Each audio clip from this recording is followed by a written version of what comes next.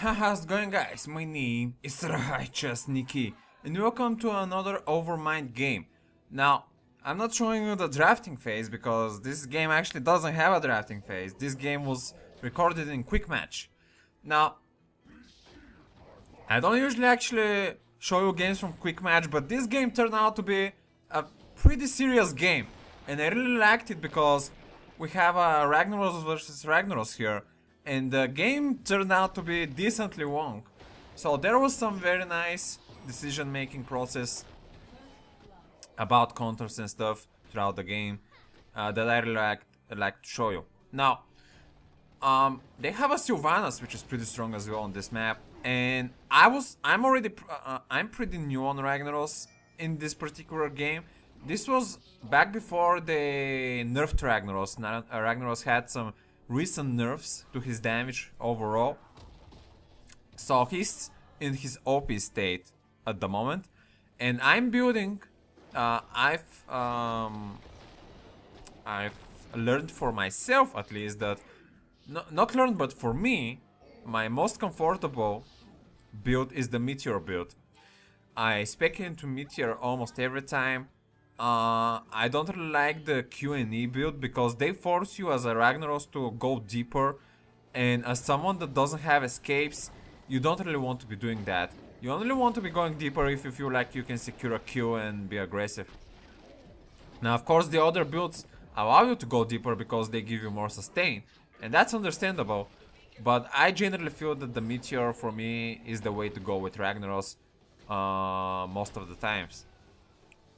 Now, they also have a Ragnaros, and in general we will be building quite similar, I think.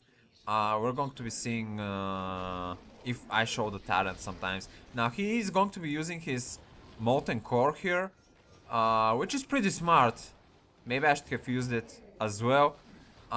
Generally, I like to not feel wasteful towards my Molten Core. I actually have this mindset to save it for when the Zerg come instead of use it to contest. I don't know if that's the correct mindset, but Kerrigan did a pretty nice combo there. Going to secure a kill on Rhaegar. Lily is going to go down. We also have a Tracer here and an ATC on the bottom. They have a Diablo and Keltas. So both teams actually look pretty solid. This is a quick match where you have a tank on each side and a hero on each side. Can you believe that? Usually, it's very rare to see that happen. Now, they're going to have the majority of the Zerg, and I'm not even there to defend this fort. I'm already late to the party. That's pretty bad. You want to be here defending the fort versus the incoming Zerg wave. I'm trying desperately to come in time to prevent fort damage here. Sylvanas already freezing the fort, so I'm going to unleash the Molten Core.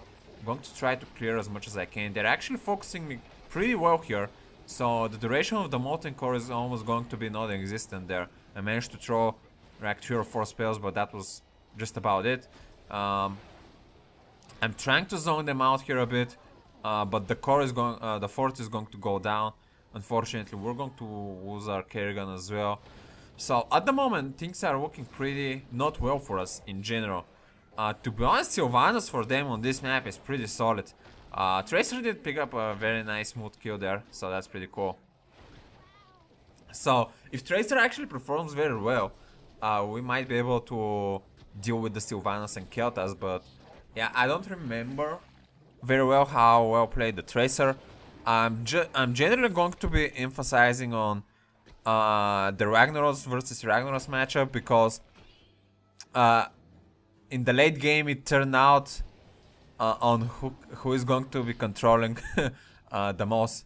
But I actually made some pretty nice decision making in the later part of the game that I'm going to comment later. Now, we're going to have a pretty nice team fight here. Ragnaros getting stuck between me and Diablo, and I'm feeling pretty well here. Tracer is going to put a bomb on Diablo and going to melt him down pretty quickly.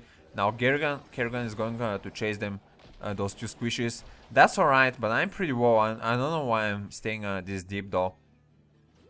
Maybe we should start clearing some camps here, to be honest. I just feel like I want to regenerate myself a bit. I actually have a fountain up. Well, I'm not taking the fountain. Maybe I'm feeling pretty comfortable near the Lily. And why is the Lily pinging onto me? I'm not really sure. Yeah, what's up? Oh, really? Well, maybe you should have come forward me a bit. To be honest, I wasn't really paying attention to their positioning, but they really didn't seem in that dire need of the globes in general. They seemed pretty healthy to me. Yeah, Itzy is gonna die. But yeah, he has a point that I should have waited for them to hug me so we can share the globe, I guess. Especially if Itzy is going for the quest talent, then he's definitely going to need that. I'm going Molten Core because I feel they're pushing quite deep here, especially with the Merc camp. And considering they have us outnumbered a bit, I really want to be putting a bit more pressure. Again, the Molten Core is going to melt down pretty fast, but at least we're going to be able to pick a Q on their Ragnaros. I think he overstayed a bit, quite a bit there.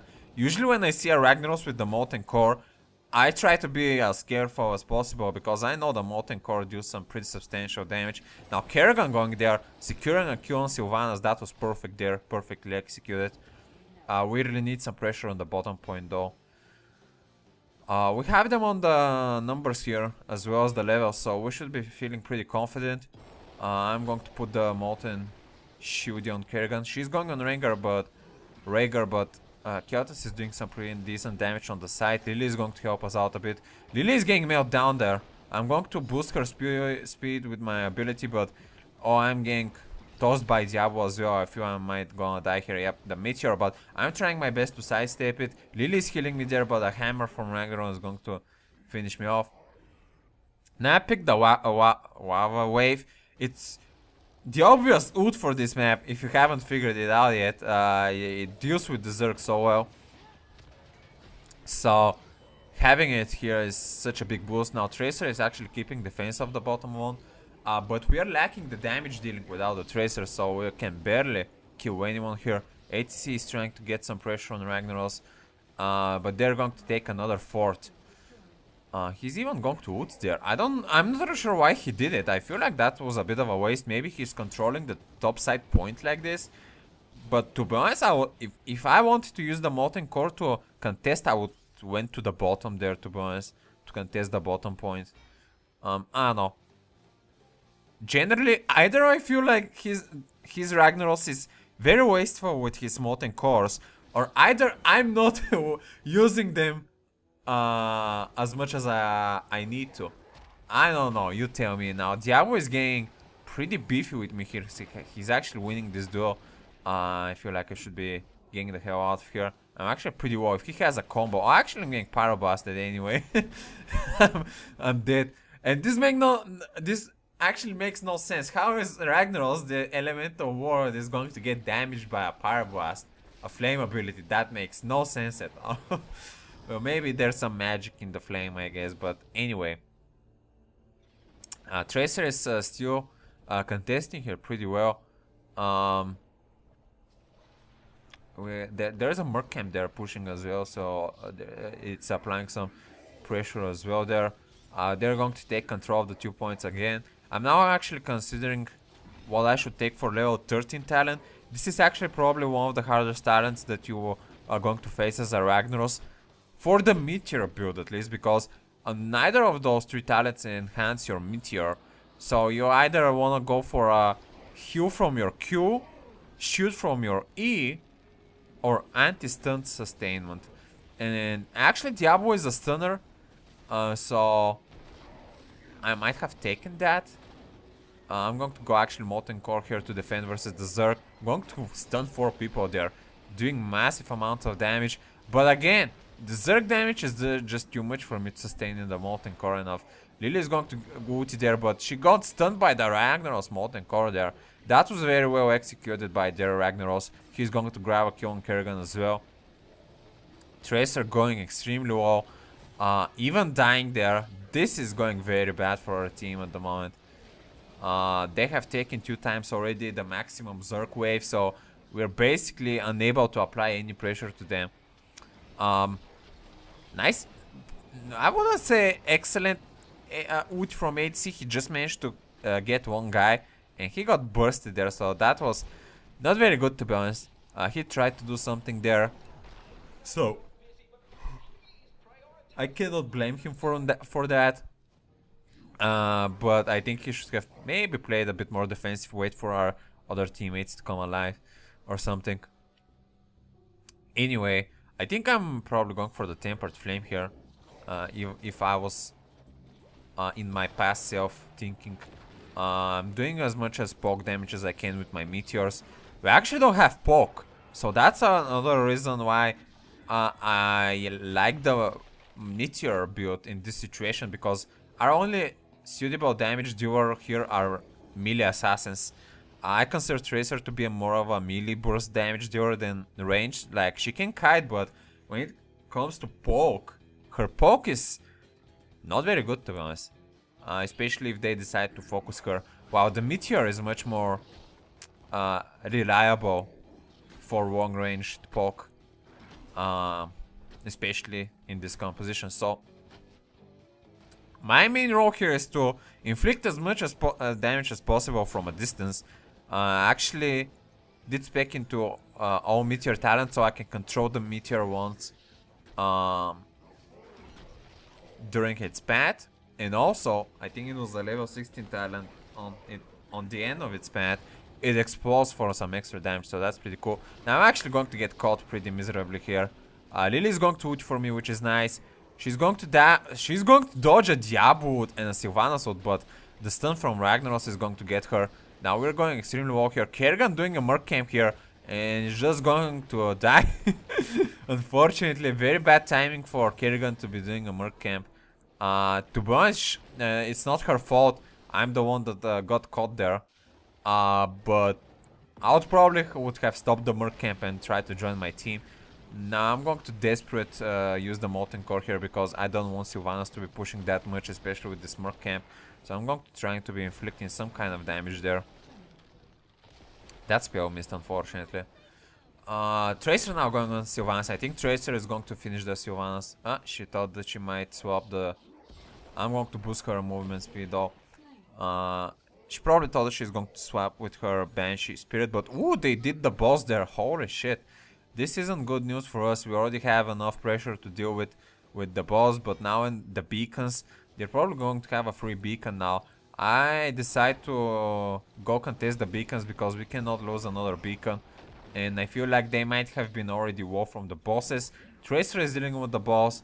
Kerrigan is also pressuring the bottom point. Yeah, she grabbed the kill on Keltas there.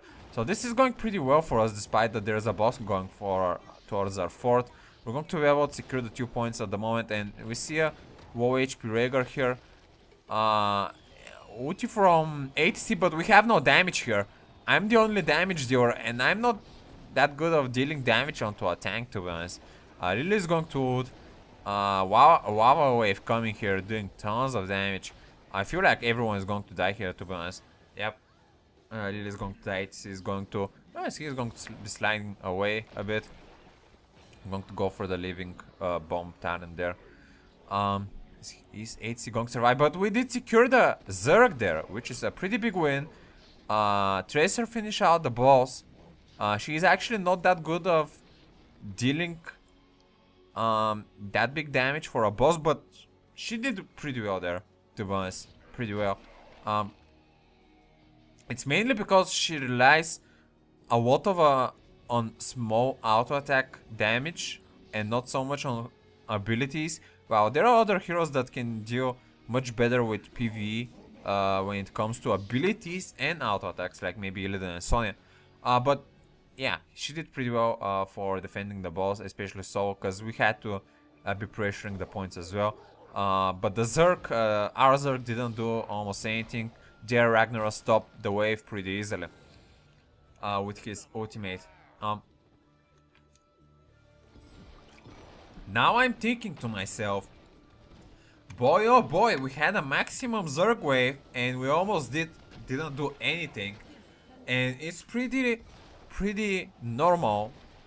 Actually, let's commentate a bit on the team fight here. I'm going to go Molten Core here to zone out Keltas. I don't know why Keltas is actually staying near me. When he saw that I'm going for the Molten Core, I'm just going to grab an easy kill on him. He thought that he's going to kill off the Molten Core Soul there. I don't know what there was going through his mind, but you don't want to be going solo over some Molten Core. So what I was thinking was, then Ragnaros is probably going to upgrade his ultimate for double wave, which is excellent for this map. You can double wave the Zerg and almost remove them instantly. But what I was thinking was, obviously I cannot win a pushing game, because not only that it's a mirror match if I do that, but they also have a Sylvanas, which is already a pretty big deal when it comes to pushing, especially for this map. So, no, we're actually going to be contesting this camp. I actually sent a wave on the top there in case someone from their team decided to attack from there. I'm going to send a meteor there. They're not the best meteor, but I'm generally trying to apply some pressure. Tracer is going pretty well. Lily is finally going to ult, but she's going to get instantly stunned by Keltas. Now, Kerrigan managed to finish the Ragnaros, but again, we are again outnumbered. Well, I'm doing most on everything there. Wow, just to look at the stats for the first time. And I'm looking at the Ragnaros' build, and this is the moment where I'm thinking to myself, pushing is not going to work. He also has been speaking into shield talents, which is into the E, which also allows him to clear waves much better than me. So I'm thinking to myself, I should go heroic difficulty. This is going to allow me to be more useful in a team fight. Not only that I'm going to be using the Molten Core more often, it's going to be on a 50 seconds cooldown, but the spells are going to be stronger. And I'm thinking to myself, if we want to win this, we need to clear them in a team fight so we can apply pressure safely with the Zerg without a Molten Wave incoming. So heroic difficulty is the obvious talent for me here, because I want to be sustaining more in my Molten Core. I don't want to be dying that quickly, and I want to be doing more damage from it. Because in a Molten Core I feel safer to doing damage instead of me going in melee mode, especially if I'm expecting to Meteor. Now I'm going to send a wave here, try to stop as much as the Zerg as I can. They're pushing the bottom with a Merc Camp though. I went for the Molten Core here. I'm going to be clearing this wave of Zerg. Stop as much damage as possible from this core. I cannot defend both cores though. I'm going to just remove myself from the Molten Core, because there is really no point to overstaying here. We just need to focus on the other side. Ragnaros himself is also on the Molten Core, poking hell of a lot. The good thing is that I was level 19 when I used the Molten Core, so when I picked the talent, I actually upgraded the talent.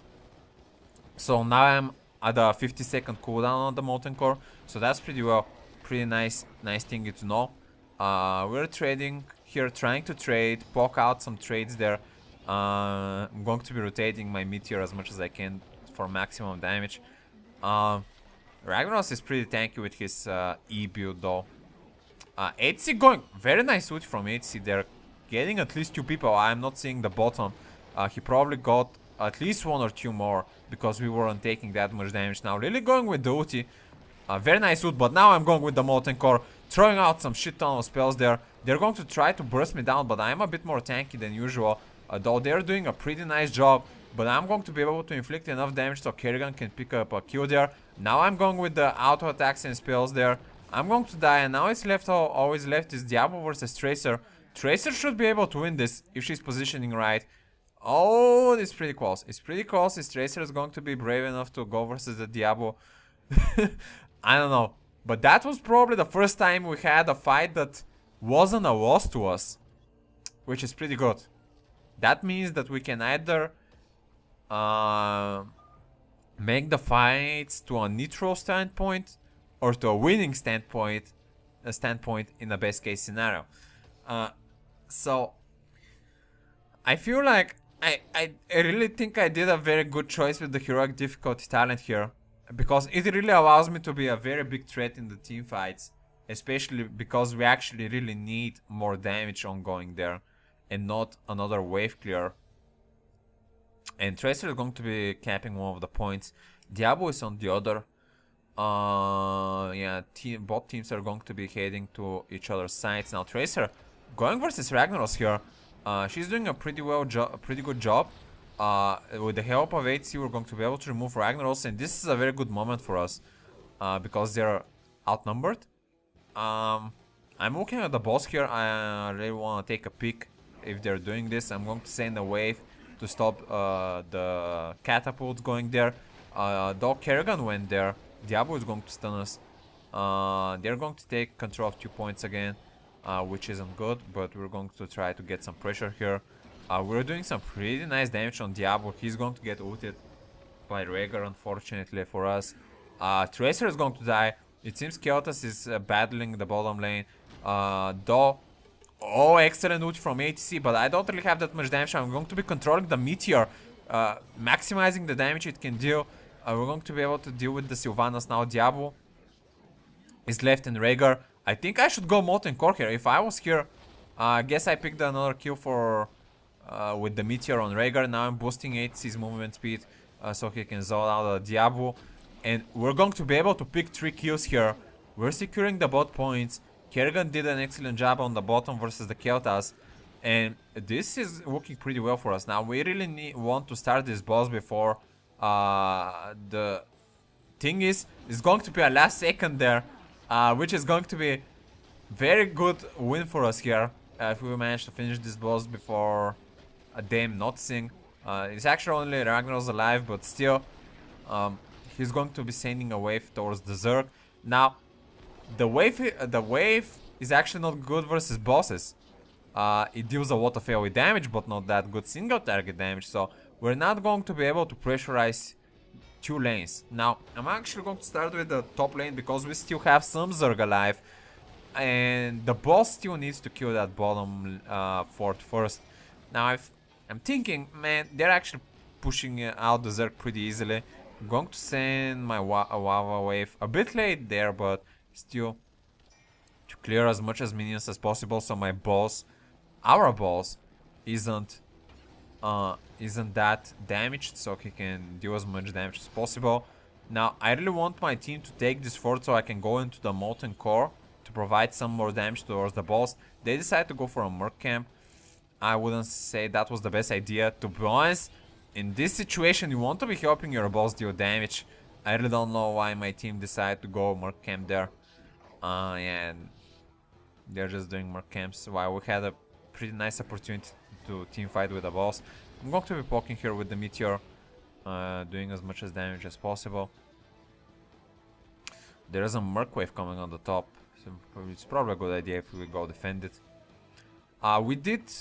We had a pretty nice win team fight there and managed to push quite a lot, but we're still pretty behind. They have still their 2 core keeps up, and we just really need to win another team fight here, because otherwise, I mean, we need to win. Because if it was a team fight, our core is pretty open to just killing it instantly. So we really need to figure out something here to win us the game. So I tell to my guys, the fort is pretty low here. We actually destroyed it. I can use the Molten Core here and try to get some pretty nice team fighting for us. And now their team I think they made a pretty bad mistake here. Diablo is coming from the back, also Ragnaros, and I'm just going into the Molten Core. I'm telling to myself, come at me, bro. I'm dealing as much damage as I can. Lily is ulting, HC is staying there. I'm just dealing a lot of damage to the side. Now they are going into my stun. I just keep dealing a lot of free damage there with my abilities. And we're just going to clear the entire team there instantly without losing anyone.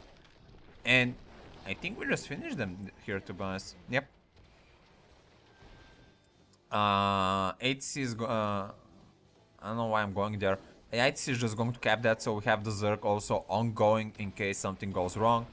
And I think that was a very big mistake from their team there. Not that they decide to engage on us, but that they underestimate the power of Ragnaros.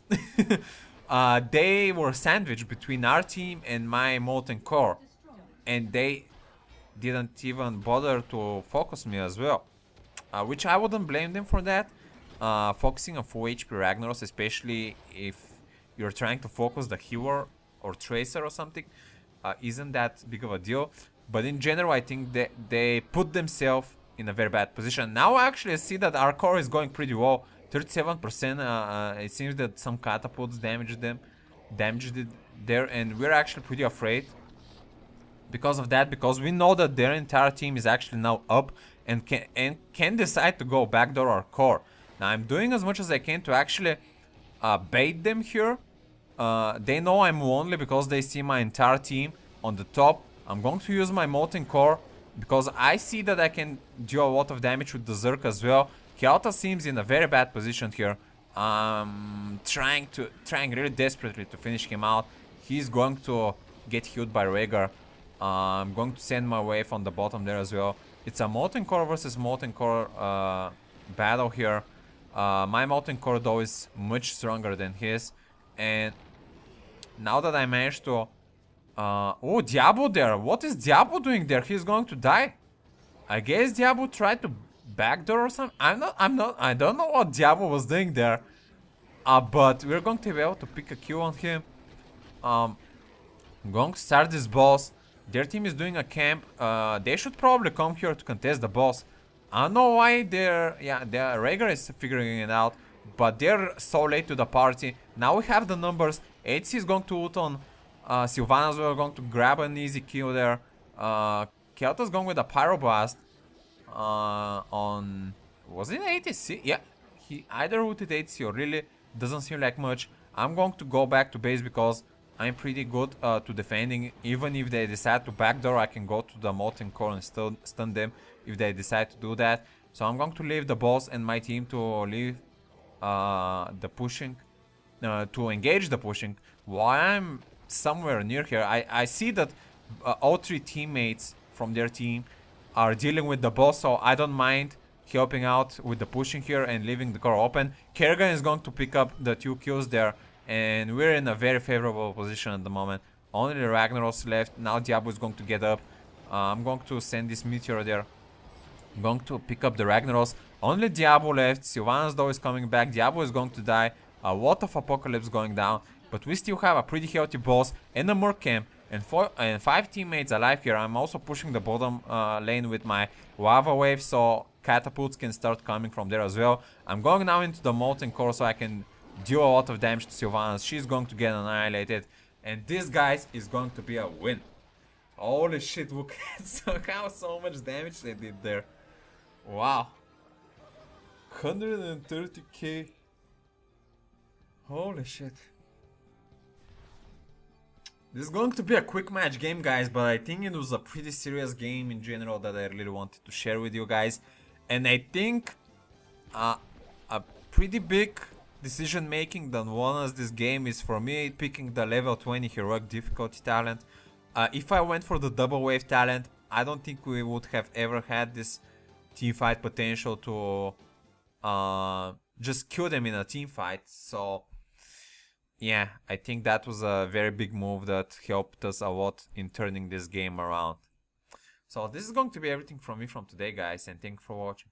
And until next time, stay righteous. I missed.